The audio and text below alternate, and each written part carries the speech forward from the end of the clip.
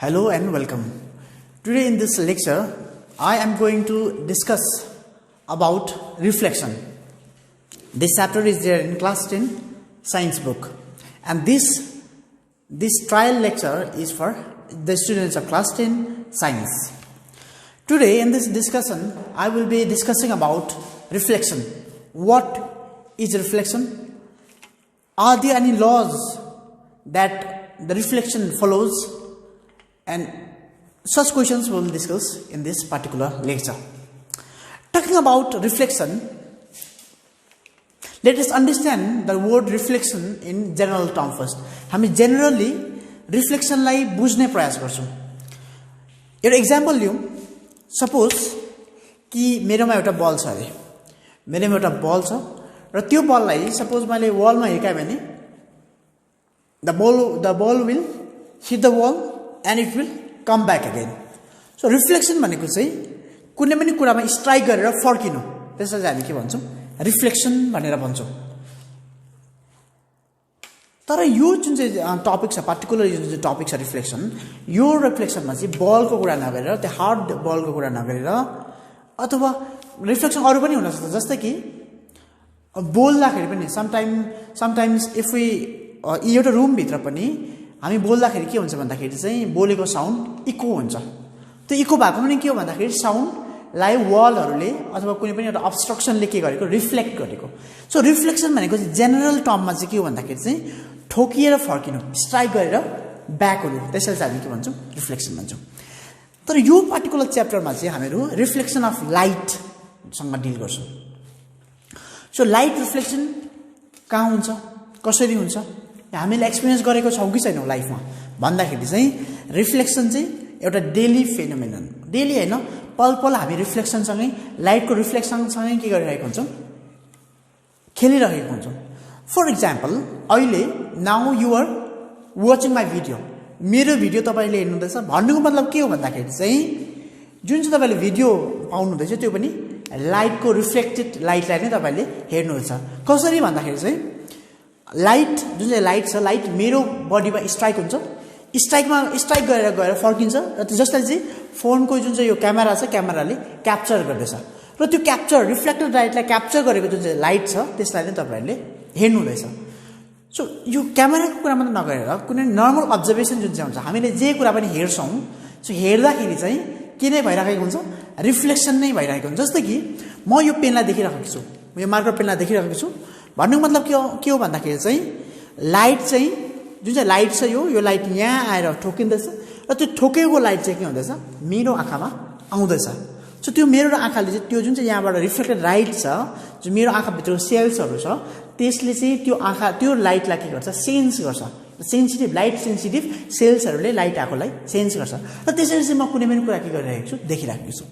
त्यसै प्रकारले जुन चाहिँ यो वाल छ, यो वालदेखि उतापट्टिको कुरा म केही देख्न सक्दिनँ. किन भन्दाखेरि हुनसक्छ त्यहाँ लाइट पनि छ, त्यहाँ लाइट भएको हुनसक्छ, तर त्यो जुन चाहिँ लाइट रिफ्लेक्ट भएर आउँदैछ त्यो आएको लाइटलाई चाहिँ मेरो आँखासम्म आउनु दिएको छैन. कसले भन्दाखेरि चाहिँ यो वालले.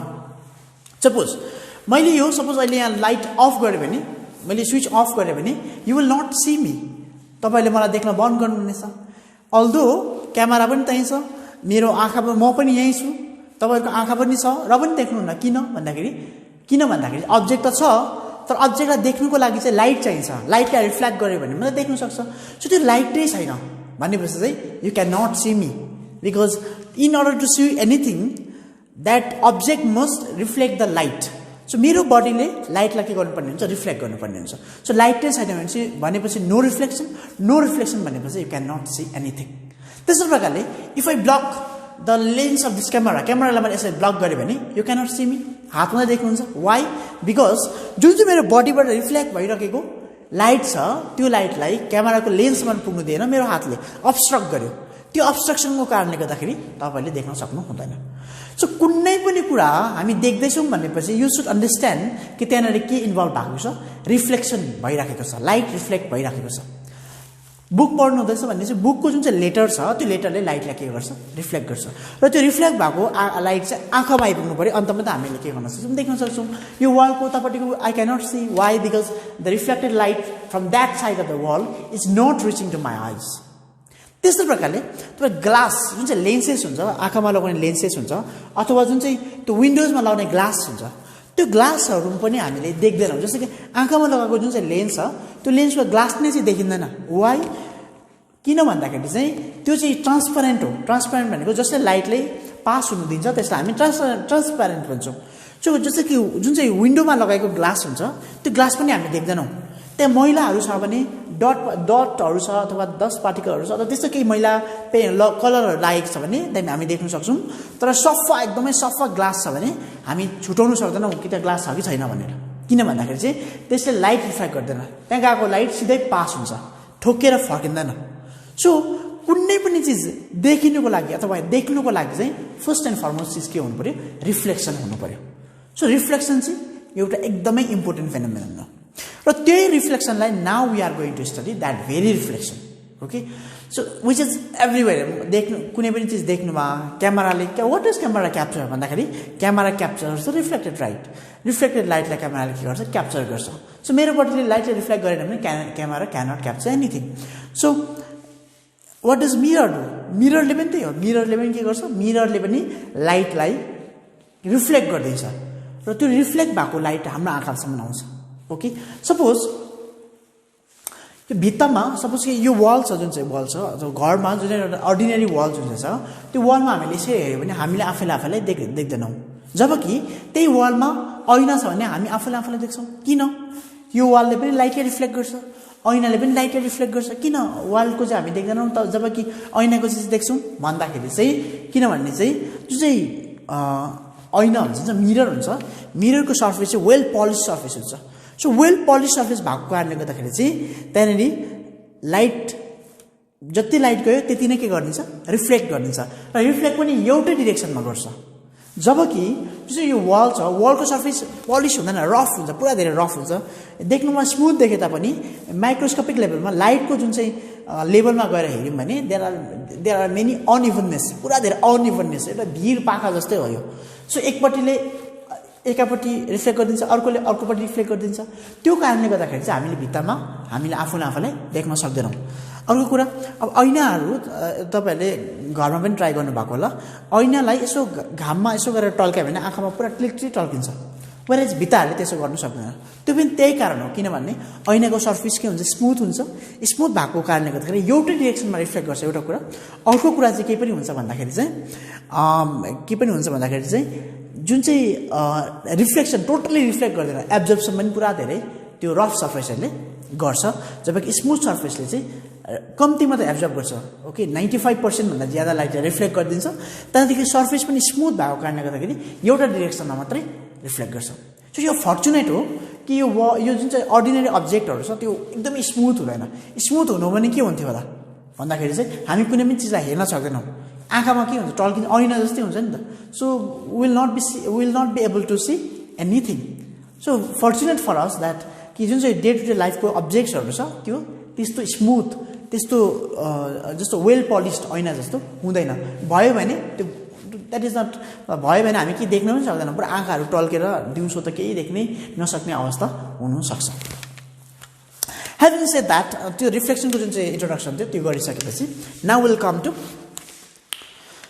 अब इम्पोर्टेन्ट पार्ट अफ दिस एउटा कुरा चाहिँ के हामीले बुझ्नुपर्छ भन्दाखेरि चाहिँ फिजिक्स अथवा फर द्याट म्याटर साइन्सले के गर्छ बेसिकली भन्दाखेरि चाहिँ साइन्सले चाहिँ जहिले पनि नेचरको ललाई अब्जर्भ गर्ने नेचरको ललाई डिस्कभर गर्ने प्रयास गर्छ र त्यो जुन चाहिँ डिस्कभर गरेको ल छ त्यो चाहिँ हामीले हाम्रो लाइफमा हाम्रो एडभान्टेजको लागि युज गर्ने प्रयास साइन्सको हुन्छ सो जब मैले रिफ्लेक्सन भन्दैछु रिफ्लेक्सन भनेपछि we should always have that curiosity or inquisitiveness कि ओके रिफ्लेक्सन त छ कि यो रिफ्लेक्सनले कुनै एउटा ल फलो गरिराखेको हुन्छ कि यो रिफ्लेक्सन ऱ्यान्डम हुन्छ ऱ्यान्डम मतलब कुनै पनि ल फलो नगरिकन कुनै पनि एउटा रुल फलो नगरिकन हुन्छ कि there are some certain laws which the reflections follow भन्दाखेरि चाहिँ the answer to this question is that there are laws जुन चाहिँ ल युज गरेर चाहिँ जुन चाहिँ ल फलो गरेर चाहिँ लाइटले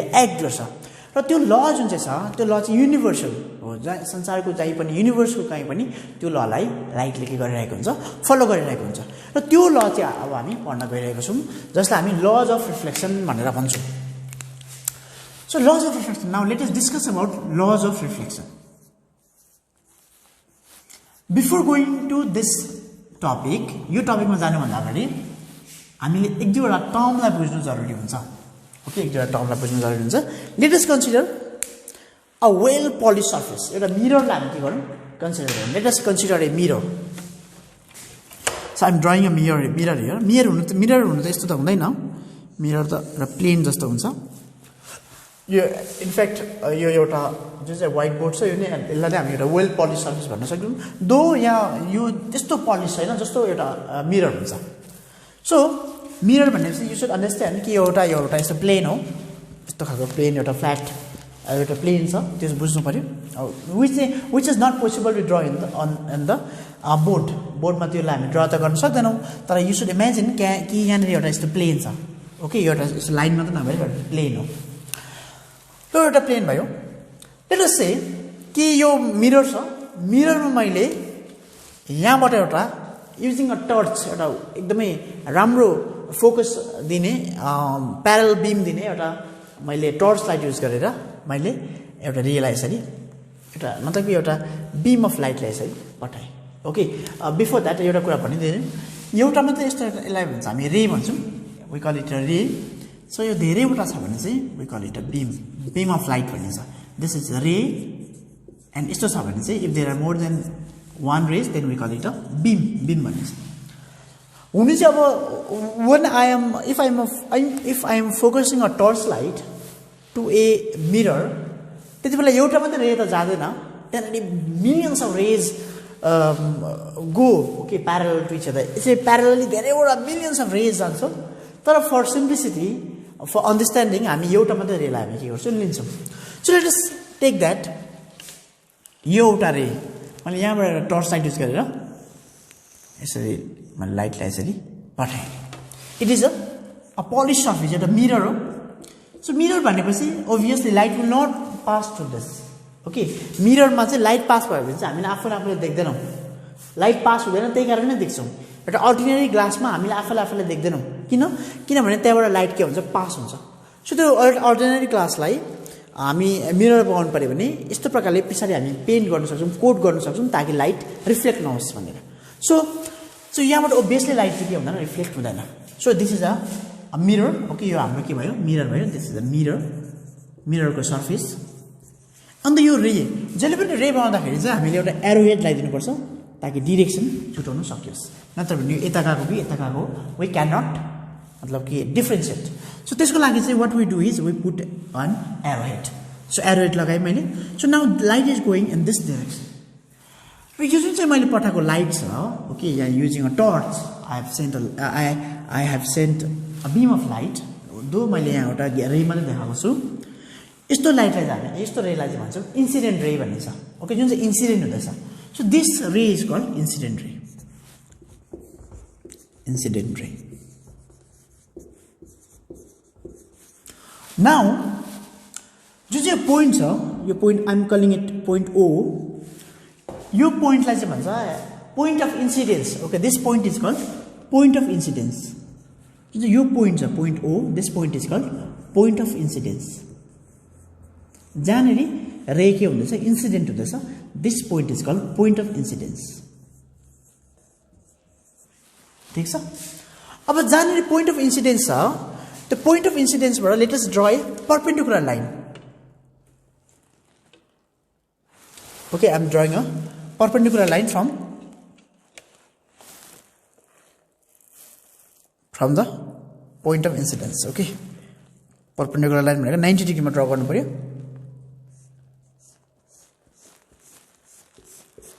ओके यो perpendicular line भयो जसलाई हामी नर्मल भन्छौँ नर्मल भनेको पर्पेन्डिकुलर नै हो 90 डिग्री जसलाई भनिन्छ सो यो 90 चाहिँ एउटा इमेजिनरी लाइन जुन चाहिँ अहिले मैले ड्र गरेँ from the point of incidence this is called normal भनिन्छ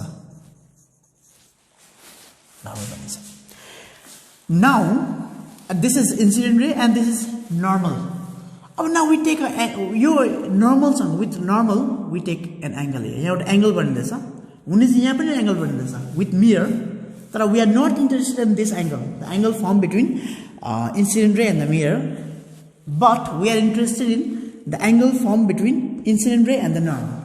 So जुन चाहिँ यो बिचको angle छ यो angle हामी भन्छौँ angle of incidence भनिन्छ I. Let us call it I. I भनेको चाहिँ के हो भन्दाखेरि चाहिँ angle of incidence. Angle of incidence.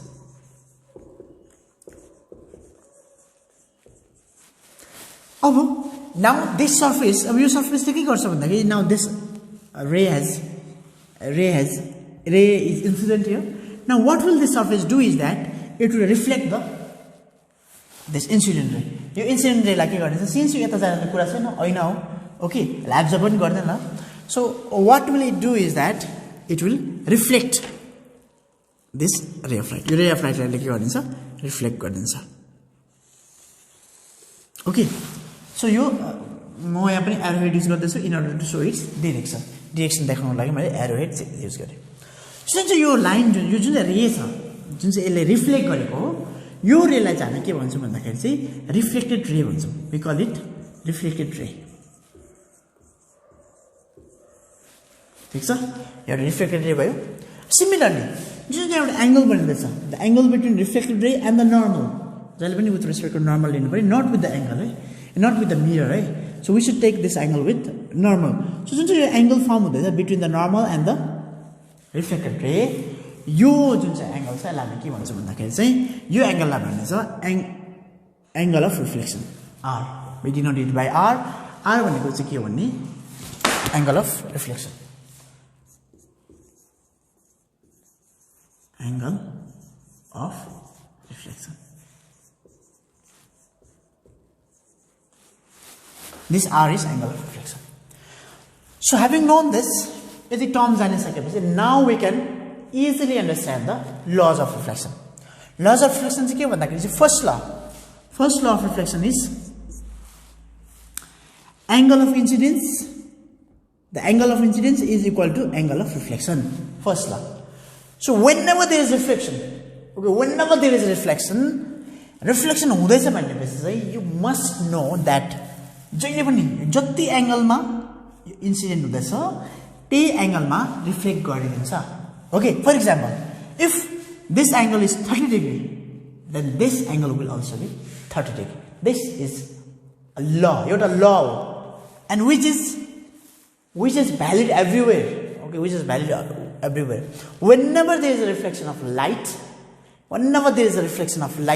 you must know that irrespective of the cases, irrespective of the places, irrespective of the person who is doing it, okay, the angle of incidence will always be equal to the angle of reflection. This is the first law of reflection. Always. जहिले पनि reflection हुँदाखेरि चाहिँ यो law follow गर्छ. Suppose मैले यो जुन चाहिँ व्हाइट बोर्ड छ यहाँ मैले एउटा लाइट यहाँबाट पठाए भने यहाँ स्ट्राइक गर्छ. ओके स्ट्राइक गरेको त्यो पोइन्टबाट परपेन्डिकुलर ड्रा गर्नु पर्यो जसलाई हामी नर्मल भन्छौँ. सो जति एंगल यो नर्मलसँग बनाउँछ इन्सिडेन्ट रेले त्यति नै एंगल रिफ्लेक्टेड रेले बनाउँछ नर्मलसँग. सो मैले यहाँबाट पठाए भने now this light will go making the same angle with the normal. जति इन्सिडेन्टसँग भएको छ त्यति नै एंगल बनेर नर्मलसँग जान्छ. Okay, this is the first law. Second law चाहिँ के हो भन्दाखेरि चाहिँ second law is also very easy. मैले भनेको अघि यो एउटा प्लेन हो. ओके प्लेन र मिरर छ. सो जुन चाहिँ इन्सिडेन्ट रे छ जुन चाहिँ यो नर्मल छ र जुन चाहिँ रिफ्लेक्टिभ रे छ यो तीनटा रे चाहिँ के गर्छ भन्दाखेरि चाहिँ at the point of incidence यो पोइन्ट अफ इन्सिडेन्स यो पोइन्ट चाहिँ छ एउटै प्लेनमा लाइ गर्छ. ओके लाइ अन द सेम प्लेन भन्नुको मतलब चाहिँ के हो भन्दाखेरि चाहिँ द इन्सिडेन्ट रे the normal and the reflected ray at the point of incidence यो point मा all lie in the same plane. So यो point मा चाहिँ एउटै प्लेनमा लाई गर्छ.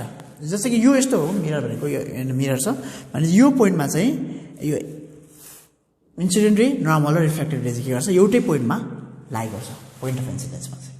So यो चाहिँ second law. The incident ray, the normal and the reflected ray at the point of incidence all lie in the same plane. The incident ray, the normal and the reflected ray and the reflected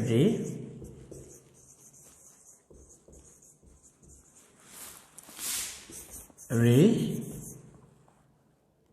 at the point of incidence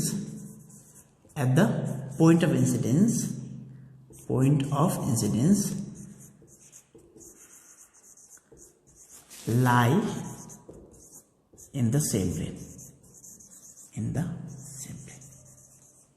So these are the two important laws, okay, which the reflection follow. यसलाई चाहिँ हामी laws of reflection भनेर भन्छौँ. र यहाँदेखि उताको जुन हाम्रो स्टडी छ त्यो स्टडीमा चाहिँ यो यसमा बेस रहन्छ. So these two laws are very important.